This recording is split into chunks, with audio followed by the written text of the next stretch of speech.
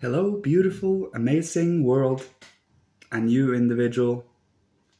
Today, I would like to speak about naivete. Contra, no, let's turn that around. Seasoned childlikeness. Contra naivete. Naivete indicates that despite or without having experienced darkness, pain, suffering, and hardship, struggling, strife, not being understood, neglect, all of these different darknesses or shadows. When you haven't experienced any of these and you see the world with an innocent eye and think everything is a-okay, flowers and dance and sunshine. If you don't have seasoned childlikeness, that means you are actually have gone through all of this, have been initiated to life, and you still choose to retain this with your consciousness, with your activity. That is seasoned childlikeness. Naivete is ignoring or haven't been learned, haven't been taught all of the precipices, abysses, if you will, both the abysses that have been presented to mankind. But seasoned childlikeness is grown up adult with a certain kind of curiosity and awe, amazement and wide-eyedness, but at the same time upholding a certain structure and discipline. This requires to be reflective of oneself. What is our weaknesses? What is our strengths? What should we strengthen and what should we purify?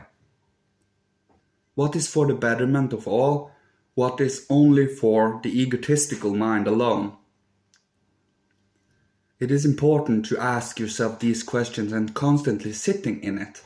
Because when you do, you feel that you are filled with certain world perspectives and karmas, if you can call it that.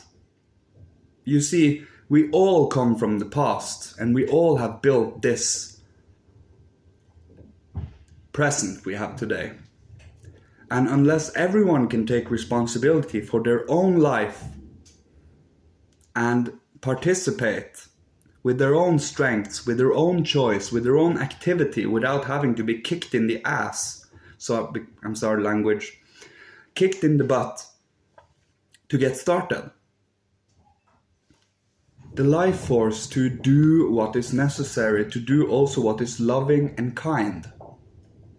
Having the moral and ethical impulses to not fall into temptation. Even though you are childlike in mind, even though you are experiencing everything here, you feel everything, you see everything, and you are amazed by everything, that does not mean you have not registered and categorized and even explored and experienced the darkness. You know when a human being have experienced darkness, it is in their aura. It lies in their way of speaking, in their way of exploring oneself, the interest they have, what they have built for themselves individually, because they haven't found any help outside of themselves. So what do? We go inside. We ask for guidance.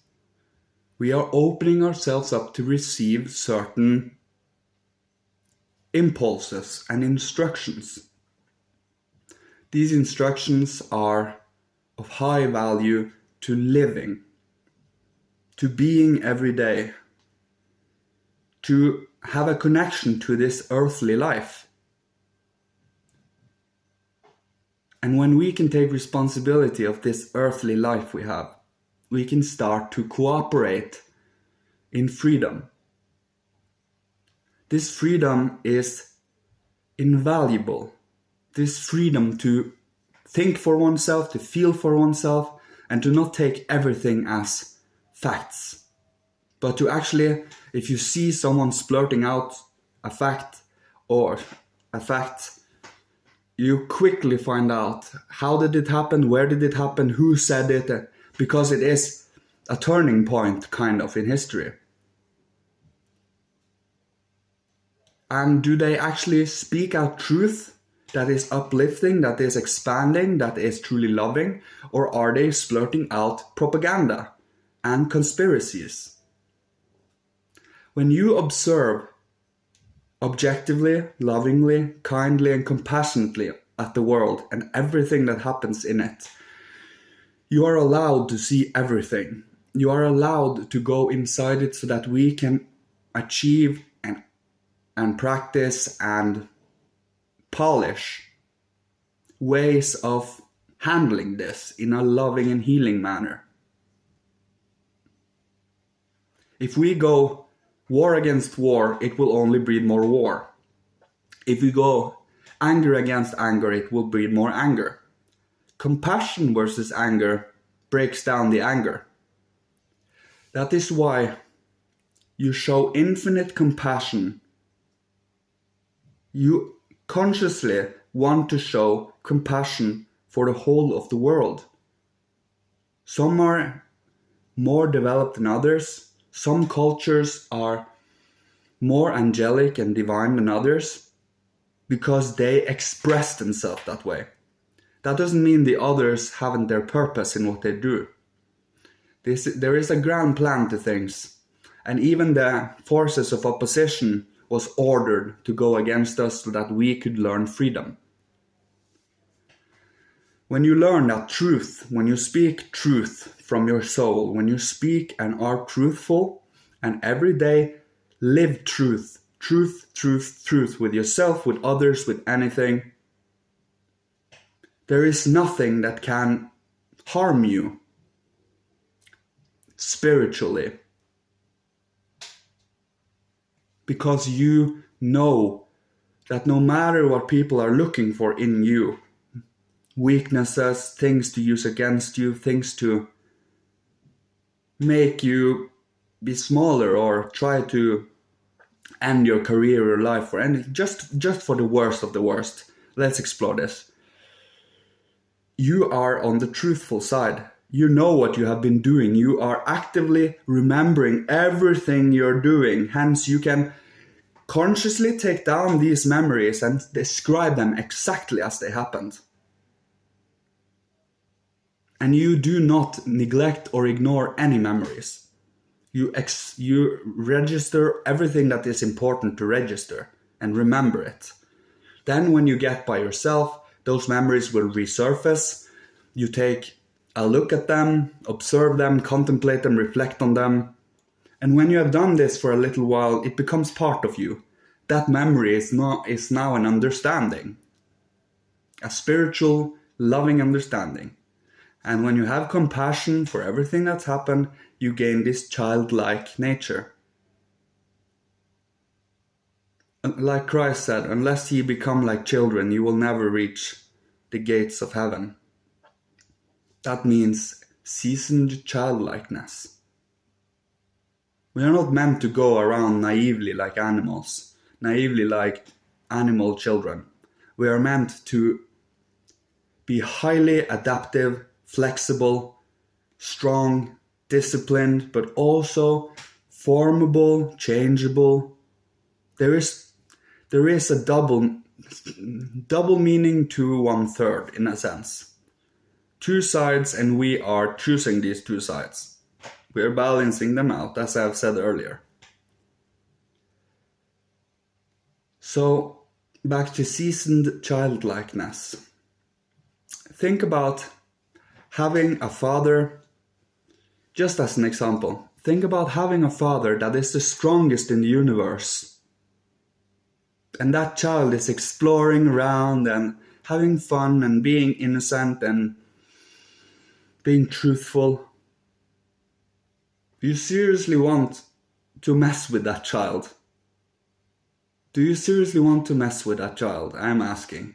I wouldn't, especially if that father was visible. He's wonderful. He is all loving. And He guides everyone that needs it. That is who we are. That is who He is. No matter what country, no matter what religion. It is the same everywhere, just different perspectives, different states of mind, different developments. And based on the civilization we have gone through, we have cultivated different aspects of our inner world. So the earlier we go, the more simplistic, but at the same time receptive we were. The longer forward in time we go, the more condensed down, individualized consciousness we get. We are meant to explore this in this age. To cultivate, to empower, to ennoble, and to purify our shadows so that they become childlike in nature. I think this was all. Thanks everyone. May the divine guide us all on this beautiful path to evolution, and might we all truly start to speak the truth and expose all lies and corruption just by being loving, just by being truthful, just by wanting the best for all. Thanks everyone, and I love you all. Thanks so much for listening to me. Goodbye.